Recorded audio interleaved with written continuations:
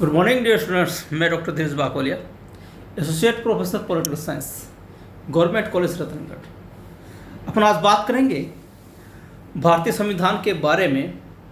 भारतीय राष्ट्रपति के संबंध में इससे पहले दो वीडियो आ चुके हैं। एक वीडियो में अपन ने बात की थी भारतीय राष्ट्रपति के निर्वाचन और उसके खिलाफ लगने वाले महाभियोग की।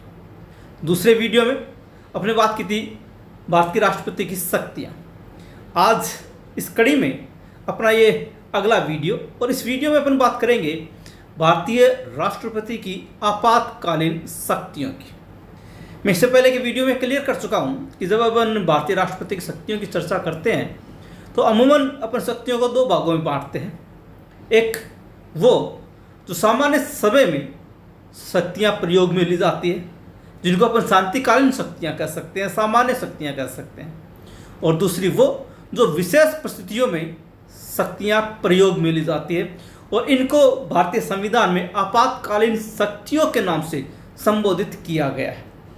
भारतीय संविधान के कुछ प्रावधान हैं जिन प्रावधानों के तहत भारतीय शासन व्यवस्था उन संकटों का सामना करती है जो समय समय पर उसके सामने परिलक्षित होते हैं। इन संकटों को हमारे संविधान निर्माताओं ने 3 रूपों में परिभाषित किया, और इन्हीं 3 रूपों को जब सविस्तार लिखा गया, उन समस्याओं और उनके समाधान के साथ लिखा गया, इन्हीं को नाम दिया गया आपातकालीन शक्तियाँ। ये भी मैं क्लियर कर चुका हूँ कि हमारे यहाँ पर संसदीय शासन व्यवस्था है। तो संसदीय शासन व्यवस्था में 2 प्रकार की कार्यपालिकाएं पाई जाती है, नाममात्र और वास्तविक। भारतीय राष्ट्रपति नाममात्री कार्यपालिका है और मंत्रिपरिषद सहित प्रधानमंत्री वास्तविक कार्यपालिका है।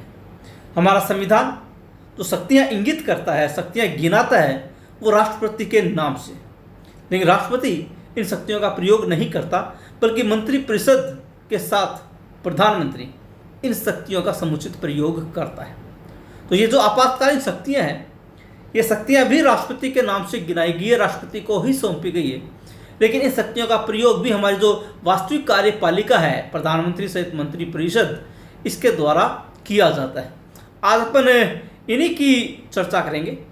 अगर आपने अब तक चैनल को सब्सक्राइब नहीं किया है तो मेरा निवेदन है कि आप चैनल को सब्सक्राइब करें, लाइक करें, शेयर करें, कमेंट करें, और कोई समस्या हो तो आप कमेंट बॉक्स में जाकर समस्या का विवरण लिखें ताकि उसका समाधान किया जा सके। बेल आइकन का बटन दबाएं ताकि आने वाले वीडियोस के नोटिफिकेशन आपको मिलते रहें। चलिए शुरुआत करते हैं भारतीय राष्ट्रपति की आपातकालीन शक्तियों। इनको हमने नाम दिया है आपातकालीन शक्तियाँ। और पहली शक्ति है युद्ध, बाहरी आक्रमण या आंतरिक अशांति, और इसका वर्णन है अनुच्छेद 352। अनुच्छेद 352 मूल रूप से 3 प्रकार की परिस्थितियों की चर्चा करता है। एक युद्ध, दूसरा बाहरी आक्रमण, और तीसरा आंतरिक अशांति। युद्ध का मतलब कि जब भारत किसी राज्य के साथ युद्ध में संलग्न हो जाए या भारत किसी राज्य पर आक्रमण कर दे। दूसरा बाहरी आक्रमण यानी भारत के ऊपर आक्रमण हो जाए, और तीसरा आंतरिक अशांति। इसका उल्लेख, इन 3 शब्दों का उल्लेख हमारा जो मूल संविधान था जो 1950 में 26 जनवरी को लागू किया गया था, उसमें इन बातों का उल्लेख किया गया। लेकिन 44 से संशोधन के बाद इस परिस्थिति में थोड़ा अंतर आया। अंतर आने का कारण यह था कि 1975 में भारत सरकार के द्वारा आंतरिक अशांति शब्द का बेजा इस्तेमाल किया गया।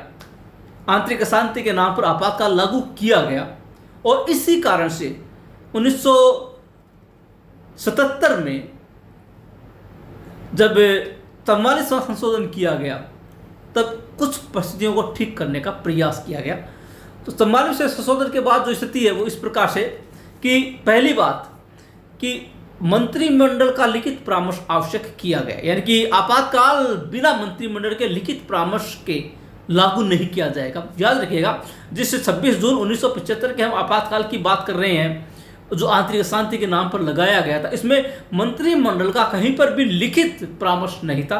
प्रधानमंत्री ने अपनी शक्तियों का प्रयोग करते हुए आपातकाल लागू किया गया, और 44वें संशोधन में ये परिवर्तन किया गया कि बिना मंत्रिमंडल के लिखित परामर्श के आपातकाल लागू नहीं किया जा सकता किसी भी सूरत में, ना तो युद्ध के कारण से, ना बाहरी आक्रमण के कारण से, और ना ही अगला जो बिंदु जो 44वें संशोधन के द्वारा रखा गया आंतरिक अशांति को हटा दिया गया और सशस्त्र आक्रमण इसमें कर दिया गया।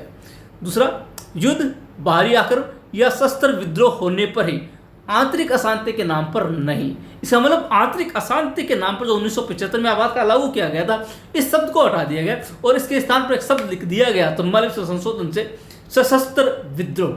यानी कि बाकी दो परिस्थितियां तो ठीक थी, युद्ध और बाहरी आक्रमण के कारण से आपातकाल लागू किया जा सकता है, लेकिन आंतरिक अशांति शब्द को हटाकर वहां पर कर दिया गया सशस्त्र विद्रोह। यानी कि भारत में यदि सशस्त्र विद्रोह हो जाए, भारत के किसी भाग में सशस्त्र विद्रोह हो जाए, तब आपातकाल लागू किया जा सकता है। लेकिन याद रखिएगा, बिना मंत्रिमंडल के लिखित परामर्श के चाहे कोई भी परिस्थिति हो, आपातकाल लागू नहीं किया जाएगा, ना तो युद्ध के समय, ना बाहरी आक्रमण के समय, और ना ही सशस्त्र विद्रोह के समय लिखित परामर्श आवश्यक है।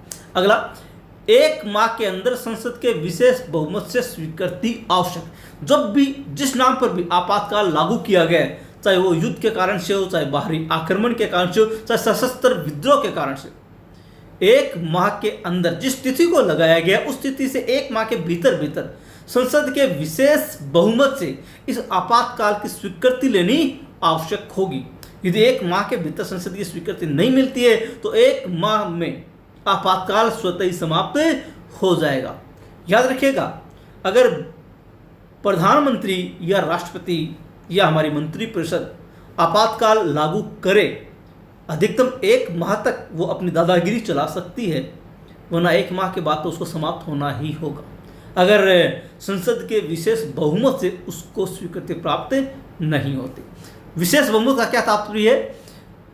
पृथक संसद के दोनों सदनों के कुल बहुमत एवं उपस्थित एवं मतदान में भाग लेने वाले सदस्यों का 2/3 बहुमत। संसद के पृथक यानी दोनों जो सदन है, राज्यसभा और लोकसभा, इनका दोनों का अलग अलग सदन के कुल बहुमत मतलब कि जो लोकसभा है उसकी कुल सदस्य संख्या 545 है, 545 का कुल बहुमत जो है 50% प्लस 1, यानी कि जो किसी सरकार को बहुमत के लिए जो आंकड़ा चाहिए 273, इतना तो कम से कम होना चाहिए, इतना तो उपस्थित होगा ही।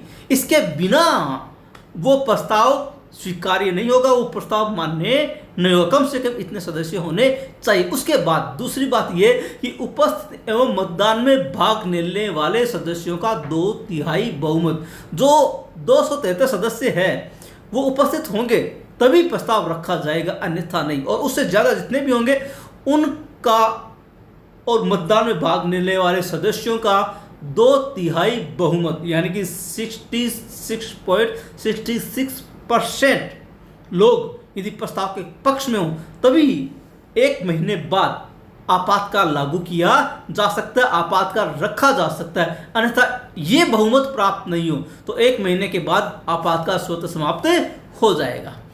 आगे लागू रखने के लिए 6 माह बाद संसद की स्वीकृति आवश्यक, यानी कि 1 माह बाद अगर स्वीकृति मिल गई तब यह स्वीकृति आगामी 5 महीनों के लिए यानी कुल मिलाकर 6 महीनों के लिए होगी और 6 महीने बाद पुनः संसद की स्वीकृति लेनी आवश्यक होगी। यानी कि 6 महीने बाद तो आपातकाल बढ़ाया जा सकता है, अन्यथा वो समाप्त हो जाएगा। अगर 6 महीने बाद भी संसद की स्वीकृति प्राप्त नहीं होती तो आपातकाल स्वतः ही समाप्त हो जाएगा। लोकसभा में उपस्थित एवं मतदान में भाग लेने वाले सदस्यों के साधारण बहुमत से आपातकाल समाप्त किया जा सकता है। यहाँ पर देखो कहीं पर भी कुल बहुमत की चर्चा नहीं है, यहाँ पर यह लिखा है लोकसभा में उपस्थित, यानी जितने भी लोग उपस्थित होंगे। मान लीजिए कि लोकसभा में हम उपस्थिति मानते हैं, बैठक के लिए कोरम मानते हैं 1/10 यानी कि 55 सदस्य मानते हैं, और 55 मान लीजिए 60 सदस्य उपस्थित हैं और 60 सदस्यों में से मान लीजिए 50 सदस्य मतदान में भाग लेते हैं, उनका साधारण बहुमत यानी 25 सदस्य अगर वो पक्ष में मतदान कर दे तो आपातकाल समाप्त हो जाएगा। इस बात को अच्छी तरह से समझिएगा, यहाँ पर केवल लोकसभा में उपस्थित शब्द लिखा गया है, ना कि कुल बहुमत। और मतदान में भाग लेने वाले सदस्यों के साधारण बहुमत से यहाँ पर आपातकाल समाप्त हो जाएगा। आपातकाल पर विचार हेतु लोकसभा के 1/10 सदस्यों की मांग पर और लोकसभा की बैठक आवश्यक रूप से होगी। यानी कि यदि किसी कारण से आपातकाल पर विचार हेतु कोई लोकसभा की मांग की जाती है, सदन की मांग की जाती है, अधिवेशन की मांग की जाती है और लोकसभा के 1/10 सदस्यों द्वारा मांग की जाती है। 1/10 यानी जो कोरम होता है, अभी मैंने बताया आपको कि लोकसभा का कोरम 55 है, तो 55 सदस्य यदि मांग करें आपातकाल पर विचार हेतु लोकसभा की बैठक बुलाने के लिए, तो लोकसभा की बैठक आवश्यक रूप से बुलाई जाएगी। आपातकाल की घोषणा को न्याय योग्य बनाया गया। इसका मतलब कि यदि आपातकाल लागू कर दिया जाता है किसी भी सरकार के द्वारा, तब कोई भी भारतीय नागरिक न्यायपालिका की शरण में जा सकेगा और उसको चुनौती दे सकेगा। और ऐसी परिस्थिति में सर्वोच्च न्यायालय आपातकाल की घोषणा के ऊपर विचार कर सकता है। घोषणा का संवैधानिक प्रभाव, यानी कि यदि यह घोषणा लागू हो जाती है, आर्टिकल 352 लागू हो जाता है, तब इसका क्या फर्क पड़ेगा। अनुच्छेद 19 की स्वतंत्रता स्थगित। हमारे संविधान के अनुच्छेद 19 में कुछ मौलिक स्वतंत्रताएं दी गई। कुल 7 स्वतंत्रताएं थी, जिसमें से एक स्वतंत्रता 42वें संविधान संशोधन के साथ समाप्त कर दी गई और अब 6 मौलिक स्वतंत्रताएं शेष है। तो इन 6 मौलिक स्वतंत्रताओं को स्थगित किया जा सकता है, किंतु आपातकाल सशस्त्र विद्रोह के कारण है तो स्थगित नहीं। याद रखिएगा, यदि आपातकाल सशस्त्र विद्रोह के कारण किया गया तब अनुच्छेद 19 की स्वतंत्रता स्थगित नहीं की जाएगी। यदि आपातकाल युद्ध के कारण से या बाहरी आक्रमण के कारण से लगाया गया है तो अनुच्छेद 19 की स्वतंत्रता स्थगित की जा सकती है। ये नहीं है कि की ही जाएगी, सरकार चाहे तो कर सकती है। अनुच्छेद 21 की स्वतंत्रता किसी भी रूप में स्थगित नहीं। अनुच्छेद 21 जो हमें जीवन का अधिकार देता है, इसमें प्राण और दैहिक स्वतंत्रता का उल्लेख किया गया। इसको किसी भी सूरत में स्थगित नहीं किया जाएगा, चाहे आपातकाल किसी भी कारण से लगा हो, चाहे युद्ध के कारण से, चाहे बाहरी आक्रमण के कारण से, चाहे सशस्त्र विद्रोह के कारण से। अनुच्छेद 21 किसी भी सूरत में स्थगित नहीं होगा। संसद तीनों सूचियों पर कानून बना सकेगी और कानून घोषणा समाप्ति के 6 माह बाद तक मान्य होंगे। जो हमारी 3 सूचियां हैं, संघ सूची, राज्य सूची और समवर्ती सूची। वर्तमान में कंडीशन ये है कि संघ सूची पर केंद्र सरकार कानून बनाती है, राज्य सूची पर राज्य सरकारें कानून बनाती है और समवर्ती सूची पर दोनों सरकारें कानून बनाती है। लेकिन जब आपातकाल लागू हो, अनुच्छेद 352 के तहत संसद तीनों सूचियों पर कानून बना सकेगी और ये जो संसद के द्वारा बनाए गए कानून है, ये आपातकाल समाप्त होने के 6 माह बाद तक प्रभावी रहेंगे और 6 माह बाद स्वतः ही समाप्त हो जाएंगे। संघ राज्यों को निर्देश दे सकेगा। जब आपातकाल 352 के तहत लागू हो तो संघ सरकार राज्य सरकारों को किसी भी प्रकार के निर्देश दे सकेगी और राज्य सरकारों को ये निर्देश मानने को बाध्य है, वो इनको मानने से इनकार नहीं कर सकते। व्यवहार, यानी कि अब तक कितनी बार आर्टिकल 352 का प्रयोग किया गया। पहला 26 अक्टूबर 1962 से 10 जनवरी 1968 तक, जब चीनी आक्रमण हुआ था। पहली बार आपातकाल चीन के आक्रमण के समय लगाया गया था 26 अक्टूबर 1962 को और ये 10 जनवरी 1968 तक जारी रहा था। दूसरी बार 3 दिसंबर 1971 से 31 मार्च 1977 तक, जब पाकिस्तान ने आक्रमण किया था। 1971 के युद्ध में जो पाकिस्तान के साथ हुआ था, पाकिस्तान ने भारत पर आक्रमण किया था, उस समय 3 दिसंबर 1971 को आपातकाल लागू किया गया था, जो 21 मार्च 1977 तक चला था। और तीसरा 26 जून 1975 से 21 मार्च 1977 तक ये आंतरिक अव्यवस्था या आंतरिक अशांति के नाम पर घोषित किया गया था। दूसरा और तीसरा आपातकाल दोनों एक साथ 21 मार्च 1977 को समाप्त किए गए थे। तो ये भारतीय संविधान में जो आर्टिकल 352 है उसका प्रयोग अब तक 3 बार किया गया। फिर दूसरा जो हमारा आपातकालीन प्रावधान है वो है अनुच्छेद 356। इसमें कहा गया है राज्य में संवैधानिक तंत्र के विफल होने पर, जब राज्य का संवैधानिक तंत्र विफल हो जाता है, यानी कि राज्य का शासन जो है संविधान के अनुसार नहीं चलाया जा रहा, तब आर्टिकल 356 का प्रयोग किया जाता है और इसके तहत राज्यों में राष्ट्रपति शासन लागू किया जाता है। इसका तात्पर्य है राष्ट्रपति को राज्यपाल के प्रतिवेदन से या अन्य किसी प्रकार से ये समाधान हो कि राज्य का शासन संवैधानिक उपबंधों के अनुसार नहीं चलाया जा सकता। यानी कि राष्ट्रपति को जब पता चल जाए, पहली बात राज्यपाल यदि उसको रिपोर्ट करे कि राज्य का शासन जो है संविधान के अनुसार, संविधान के नियमों के अनुसार नहीं चलाया जा रहा, या राष्ट्रपति को किसी और भी तरीके से यह आभास हो जाए कि उक्त राज्य में सामान्य संवैधानिक तंत्र विफल हो गया, तब आपातकाल लागू किया जा सकता है। इसको राष्ट्रपति शासन के नाम से हम ज़्यादा जानते हैं। राष्ट्रीय आपात नहीं है, बल्कि एक प्रकार से राज्यीय आपात है राष्ट्रपति शासन। 44वां संशोधन, यानी कि 44वें संशोधन के बाद आर्टिकल 356 की जो परिस्थितियाँ थी, इनमें भी कुछ संशोधन किया गया। इसमें लिखा गया कि प्रारंभ में 2 माह तक लागू, यानी कि जब आर्टिकल 356 का किसी राज्य विशेष में प्रयोग किया गया, राष्ट्रपति ने आपातकाल की घोषणा कर दी, यानी कि राष्ट्रपति शासन की घोषणा कर दी, किसी राज्य में राष्ट्रपति शासन लागू हो गया, तो ये सिर्फ 2 माह तक लागू रहेगा। प्रारंभ में सिर्फ 2 माह तक लागू रहेगा। 2 माह तक संसद का अनुमोदन आवश्यक। इस 2 महीने के भीतर राष्ट्रपति को संसद से इस बात का अनुमोदन करवाना पड़ेगा कि उक्त राज्य में राष्ट्रपति शासन लागू किया गया। यदि संशोधन अनुमोदन प्राप्त हो जाता है, तब तो ये राष्ट्रपति शासन आगे जारी रहेगा, अन्यथा समाप्त। यदि राष्ट्रपति के इस प्रस्ताव पर संसद अपनी मुहर नहीं लगाती है, तो आपातकाल यानी कि राष्ट्रपति शासन उक्त राज्य में समाप्त हो जाएगा। एक बार राष्ट्रपति शासन 6 माह के लिए लागू, यानी कि जब 2 माह के भीतर संसद का अनुमोदन प्राप्त हो जाता है, तब वह 6 माह के लिए लागू हो जाएगा, यानी कि उसकी अवधि अब 6 माह तक होगी। और यह राष्ट्रपति शासन किसी भी राज्य में अधिकतम 1 वर्ष तक लागू रह सकता है। ये बात मेरी अच्छी तरह से आप समझ लीजिएगा कि जब किसी राज्य में राष्ट्रपति शासन लगाया जाता है, तो उसकी अधिकतम अवधि 1 वर्ष है। अधिकतम अवधि 1 वर्ष। हालांकि ये बात नहीं है कि 1 वर्ष से ज़्यादा किसी राज्य में राष्ट्रपति शासन लागू नहीं रह सकता, रह सकता है, लेकिन उसकी परिस्थितियां अलग है। क्या परिस्थिति है? 1 वर्ष से अधिक के लिए संसद के द्वारा तभी प्रस्ताव पारित किया जा सकेगा जब, यानी कि पहले 2 माह के भीतर संसद से अनुमोदन लेना होगा। वो अनुमोदन मिल जाता है तो 6 माह तक प्रभावी रहेगा, और फिर अनुमोदन लेकर 6 माह के बाद और बढ़ाया जा सकता है, यानी कि अधिकतम 1 वर्ष। अब आगामी अनुमोदन करने के लिए, आगामी समय के लिए बढ़ाने के लिए हमारे संविधान में कुछ प्रावधान किए गए 44वें संशोधन के बाद। 1 वर्ष से अधिक के लिए संसद द्वारा तभी प्रस्ताव पारित किया जा सकेगा जब अनुच्छेद 352 के अंतर्गत संकट काल लागू हो। पहली परिस्थिति है कि 1 वर्ष से ज़्यादा लागू किया जा सकता है, लेकिन क्या कारण क्या है?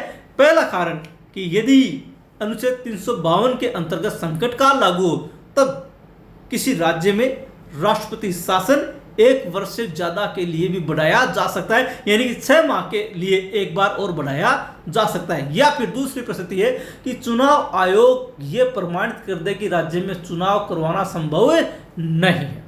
अगर 1 वर्ष के बाद निर्वाचन आयोग ये कह दे कि उक्त राज्य में वर्तमान में चुनाव करवाया जाना संभव नहीं है, तब एक बार और राष्ट्रपति शासन 6 माह के लिए बढ़ाया जा सकता है। याद रखिएगा, जितनी भी बार बढ़ाया जाएगा 6 माह के लिए बढ़ाया जाएगा, और किसी भी राज्य में अधिकतम 3 वर्ष से ज़्यादा किसी भी सूरत में नहीं हो सकता। 3 वर्ष से ज़्यादा किसी भी सूरत में नहीं। पहली बात 1 वर्ष तक ही होगा। 1 वर्ष के बाद तभी होगा जब ये 2 परिस्थितियां क और ख वाली, यानी कि अनुच्छेद 352 लागू हो या चुनाव आयोग ये प्रमाणित कर दे कि उक्त राज्य में चुनाव करवाना संभव नहीं है, तब 6 माह के लिए और बढ़ाया जा सकता है। ऐसे करके 6 माह के लिए किसी भी राज्य में राष्ट्रपति शासन अधिकतम 3 वर्ष तक लागू रहेगा। 3 वर्ष से उपरांत किसी भी सूरत में किसी भी राज्य में नहीं हो सकता, अंततः उसको समाप्त करना ही पड़ेगा। कर्नाटक में सबसे कम अवधि के लिए राष्ट्रपति शासन रहा है मात्र 7 दिन के लिए। घोषणा के संवैधानिक प्रभाव, राज्य की विधायिका शक्ति संसद के पास। यदि किसी राज्य में राष्ट्रपति शासन लगा दिया जाता है, अनुच्छेद 356 लगा दिया जाता है, तो इसका सबसे बड़ा प्रभाव ये पड़ेगा कि राज्य की जो विधायिका शक्ति यानी कानून निर्माण की शक्ति है, जो राज्य विधानसभा के पास होती है, वो उस राज्य के संबंध में संसद के पास चली जाएगी। मान लीजिए राजस्थान में राष्ट्रपति शासन लागू किया गया है, तो राजस्थान की जो विधानसभा है वो स्थगित हो जाएगी और वो किसी भी सूरत में कार्य नहीं करेगी। ऐसी स्थिति में राजस्थान के लिए कोई भी कानून बनाना होगा तो वो केंद्रीय संसद के द्वारा कानून बनाया जाएगा, यानी कि राज्य की विधायिका शक्ति संसद के हाथ में चली जाएगी।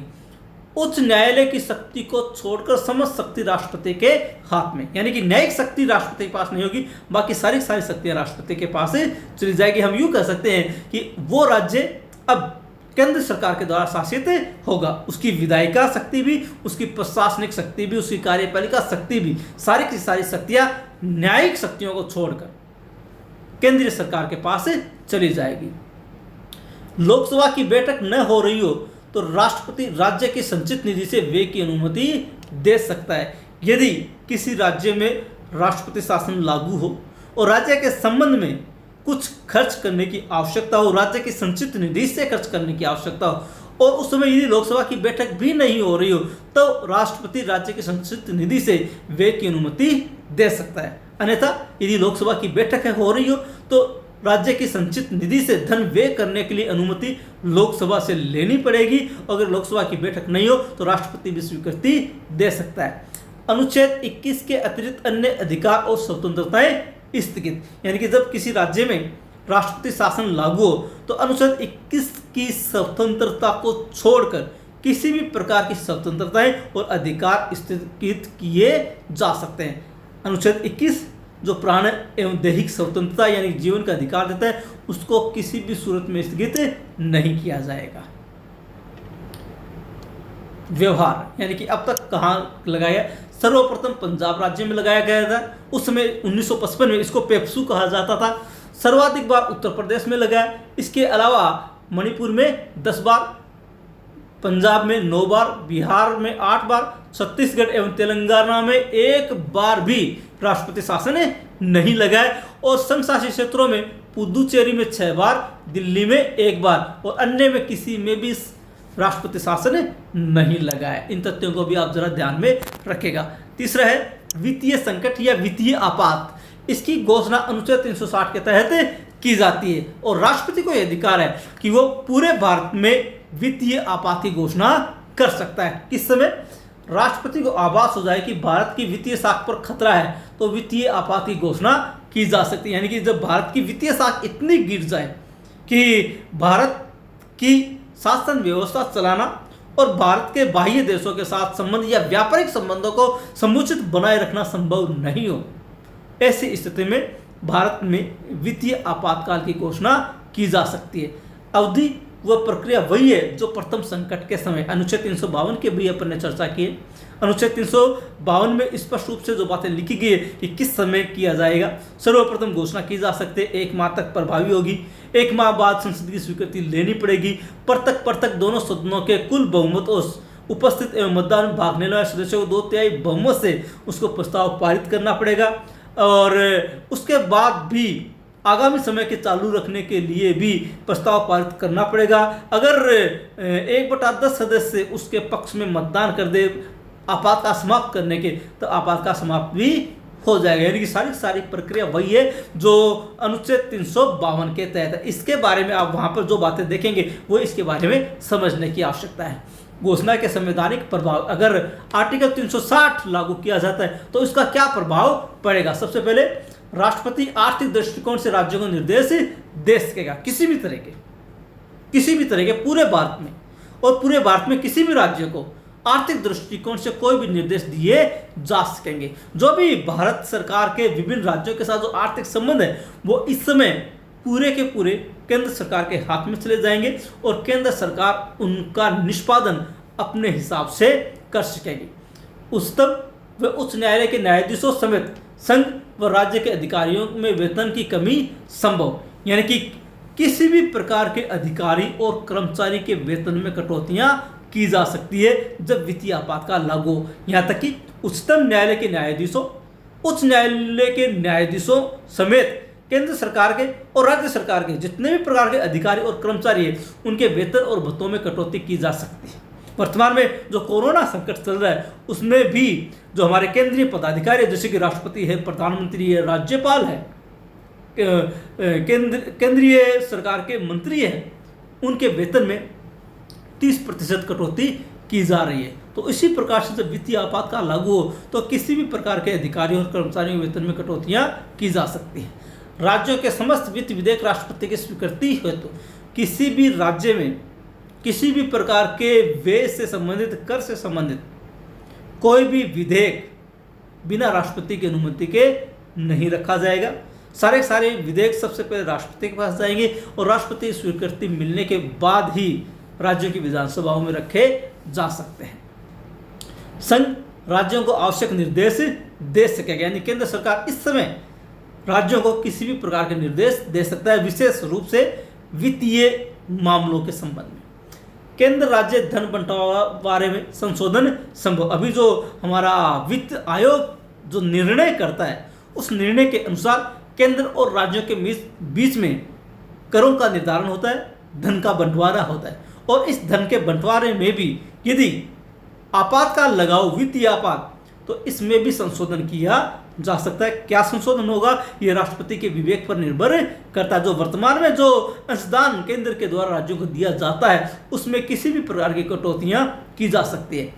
अनुच्छेद 19 की स्वतंत्रताएं व अनुच्छेद 32 पर भी रोक संभव। इस समय अनुच्छेद 19 की स्वतंत्रता भी रोकी जा सकती है और अनुच्छेद 32 जो संवैधानिक उपचारों का अधिकार है उस पर भी रोक लगाई जा सकती है। याद रखिएगा, यहाँ पर भी अनुच्छेद 21 जो जीवन का अधिकार है उसको स्थगित नहीं किया जा सकता, किसी भी सूरत में स्थगित नहीं।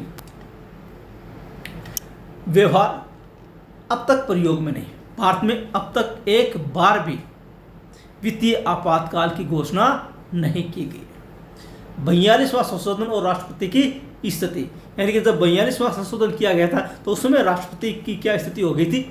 अनुच्छेद 74 में यह शब्द रखे गए। अनुच्छेद 74 जो राष्ट्रपति और मंत्रिपरिषद से संबंधित है, राष्ट्रपति को सहायता एवं परामर्श के लिए एक मंत्रिपरिषद होगी और राष्ट्रपति मंत्रिपरिषद से प्राप्त परामर्श के आधार पर कार्य करेगा। यानी कि ये जो 42वें संशोधन में अनुच्छेद 74 में ये जो शब्द रखे गए थे उसका तात्पर्य ये हो गया था कि राष्ट्रपति को मंत्रिपरिषद की कठपुतली बना दिया गया था। इसमें साफ लिखा है कि राष्ट्रपति को सहायता एवं परामर्श के लिए एक मंत्रिपरिषद होगी और राष्ट्रपति मंत्रिपरिषद से प्राप्त परामर्श के आधार पर कार्य करेगा। यानी राष्ट्रपति के पास अपना कोई विवेक नहीं होगा। मंत्रिपरिषद जो कहती है, जैसा भी कहती है, चाहे वो सही कहे चाहे वो गलत कहे, चाहे कैसा भी विधेयक राष्ट्रपति के पास भेजे, राष्ट्रपति को कोई भी अपना विवेक उपयोग में नहीं लेना है, सिर्फ हस्ताक्षर करेगा, यानी कि वो मंत्रिपरिषद के अनुसार कार्य करेगा। ये जो स्थिति थी ये एक लोकतांत्रिक देश के राष्ट्रपति के रूप में अच्छी स्थिति नहीं मानी गई थी, इसलिए इसमें थोड़ा और परिवर्तन किया गया। 44वें संशोधन और राष्ट्रपति की स्थिति, ये जो 42वां संशोधन किया गया था अनुच्छेद 74 में, 44वें संशोधन से इसको थोड़ा सा और सुधारा गया। इसमें लिखा गया अनुच्छेद 74 में अब ये शब्द रखे गए, राष्ट्रपति को मंत्रिपरिषद से जो परामर्श प्राप्त होगा उसे राष्ट्रपति मंत्रिपरिषद को पुनर्विचार के लिए कह सकेगा, लेकिन पुनर्विचार के पश्चात राष्ट्रपति मंत्रिपरिषद के अनुसार कार्य करेगा। थोड़ा सा परिवर्तन किया गया कि पहले तो ये कहा गया था कि राष्ट्रपति मंत्रिपरिषद से प्राप्त परामर्श के अनुसार ही कार्य करेगा, अब इसमें यह कहा गया कि राष्ट्रपति एक बार मंत्रिपरिषद को पुनर्विचार के लिए कह सकेगा और पुनर्विचार के बाद जो भी परामर्श प्राप्त होगा राष्ट्रपति को उसके अनुसार कार्य करना पड़ेगा। थोड़ी सी स्थिति जो राष्ट्रपति की थी वो सम्मानजनक बनाई गई थी। एक महत्वपूर्ण बात और, जम्मू कश्मीर में अनुच्छेद 62 के तहत राज्यपाल शासन व अन्य राज्यों में अनुच्छेद 356 के तहत राष्ट्रपति शासन लागू किया जाता। खैर अब तो अनुच्छेद 62 जो है वो जम्मू कश्मीर के संदर्भ में वैसे भी लागू नहीं होगा, क्योंकि जम्मू कश्मीर का जो विशेष दर्जा आर्टिकल 370 उसको समाप्त कर दिया गया है और जम्मू कश्मीर का राज्य का दर्जा भी समाप्त कर दिया गया, उसको केंद्र शासित प्रदेश बना दिया गया। लेकिन इससे पहले जब जम्मू कश्मीर एक राज्य हुआ करता था तब जम्मू कश्मीर में राष्ट्रपति शासन लागू नहीं होता था, बल्कि अनुच्छेद 62 के तहत राज्यपाल शासन लागू किया जाता था और बाकी अन्य राज्यों में जम्मू कश्मीर को छोड़कर अनुच्छेद 356 के तहत राष्ट्रपति शासन लागू होता था। इस बात को थोड़ा सा ध्यान में रखिएगा। अगला है राष्ट्रपति को प्राप्त वीटो पावर, यानी कि राष्ट्रपति को हम ये मानकर चलते हैं कि 3 प्रकार के वीटो है, यानी कि निषेधाधिकार है, जिनका प्रयोग वो किसी विधेयक को कानून बनने से रोकने के लिए कर सकता है। पहला अत्यंतिक वीटो कहा जाता है, किसी पारित विधेयक को अनुमति न दे। अत्यंतिक वीटो इसका मतलब होता है किसी भी प्रकार के संसद के दोनों सदनों से पारित होने के उपरांत राष्ट्रपति के पास जो कोई विधेयक आता है तो उसको वो अनुमति नहीं देता। इसका प्रयोग निजी सदस्यों के विधेयकों अथवा सरकारी विधेयक पारित होने पर मंत्रिमंडल त्यागपत्र दे दे तब होता है। यानी कि आत्यंतिक वीटो का प्रयोग किया जाता है कब, जब कोई निजी विधेयक हो, यानी कि सरकारी विधेयक नहीं बल्कि निजी सदस्यों का विधेयक हो, तब उसको राष्ट्रपति अनुमति नहीं देता। या फिर सरकारी विधेयक ऐसा जब विधेयक आने के बाद मंत्रिमंडल त्यागपत्र देता है, यानी कि सरकार का पतन हो जाता है, तो ऐसी स्थिति में राष्ट्रपति उसको अपने पास रख लेता है। इसको आत्यंतिक वीटो कहा जाता है। दूसरा है निलंबनकारी वीटो, किसी विधेयक को कुछ समय के लिए अधिनियम बनने से रोकना। इसका प्रयोग विधेयक को पुनर्विचार के लिए भेजकर करता है। यानी कि अभी जैसे अपने अनुच्छेद 74 की बात की कि राष्ट्रपति मंत्रिपरिषद से प्राप्त परामर्श के आधार पर कार्य करेगा, लेकिन एक बार राष्ट्रपति किसी विधेयक को पुनर्विचार के लिए भेज सकता है। अगर पुनर्विचार के पश्चात वही विधेयक वापस आता है तो उसको अनुमति देनी पड़ेगी। तो इसको कहा जाता है निलंबनकारी वीटो, और इसका प्रयोग किसी विधेयक को कुछ समय के लिए कानून बनने से रोकने के लिए किया जाता है। तो यहाँ पर किसी विधेयक को कानून बनने से रोकना हो तो उसको पुनर्विचार के लिए राष्ट्रपति के द्वारा भेज दिया जाता है। तीसरा है जेबी वीटो, पॉकेट वीटो भी कहा जाता है। राष्ट्रपति संसद द्वारा पारित विधेयक को न तो पुनर्विचार के लिए भेजता है और न स्वीकृति देता है न इनकार करता है, यानी कि वो जैसा है वैसा पड़ा रहता है। और इसका प्रयोग ज्ञानी जेल सिंह ने किया था। डाक संशोधन विधेयक को, जो डाक संशोधन विधेयक आया था, तो राष्ट्रपति ने आज तक उसको वापस नहीं भेजा है, वो अभी भी वहीं पड़ा है। यानी कि न तो उस विधेयक पर हस्ताक्षर किए, न उस विधेयक को पुनर्विचार के लिए लौटाया, न ही उस पर इनकार किया। जब ऐसा होता है तो इसका मतलब ये कहता है कि राष्ट्रपति ने अपने पॉकेट वीटो का प्रयोग करके उसको अपने पास ही रख लिया, क्योंकि भारतीय संविधान कहीं पर भी ये उल्लेख नहीं करता कि राष्ट्रपति के पास जो भी विधेयक आएगा कितने समय में राष्ट्रपति उसको हस्ताक्षर करके वापस लौटाएगा। वो कभी भी कितने भी समय तक अपने पास उसको रख सकता है। इसको जेबी वीटो कहा जाता है। इसका प्रयोग तब किया जाता है जब मंत्रिमंडल का शीघ्र पतन होने वाला हो, जब उसको लगता है कि मंत्रिमंडल ज़्यादा समय तक नहीं टिक पाएगा, तो ऐसे में उस विधेयक पर वो हस्ताक्षर नहीं करता, उसको पड़े रहने देता है और उस बीच मंत्रिमंडल विघटित हो जाता है, तब वो विधेयक हमेशा के लिए समाप्त भी हो जाता है। तो यह है भारतीय राष्ट्रपति। आज अपन ने बात की भारतीय राष्ट्रपति की आपातकालीन शक्तियों की। आशा है आपको सारी बातें समझ में आई होगी। अगर फिर भी आपको कहीं पर कोई किंतु परंतु लगता हो, कोई विरोधाभास लगता हो, कोई बात समझ में नहीं आई हो, तो आप कमेंट बॉक्स में जाकर लिखें। और अगर फिर भी आपको कोई समस्या हो तो आप मुझसे डायरेक्ट फ़ोन पर भी बात कर सकते हैं। मेरे मोबाइल नंबर है 94 144 020 85, 94 144 020 85। आप इस नंबर से भी मुझसे इस बारे में चर्चा कर सकते हैं और आपके सारे के सारे जो भी प्रश्न हैं उनका जवाब दिया जाएगा। अगर आपने चैनल को सब्सक्राइब नहीं किया तो पुनः एक बार निवेदन, चैनल को सब्सक्राइब अवश्य करें। चलिए मिलते हैं अगले वीडियो में एक नए टॉपिक के साथ। तब तक के लिए धन्यवाद।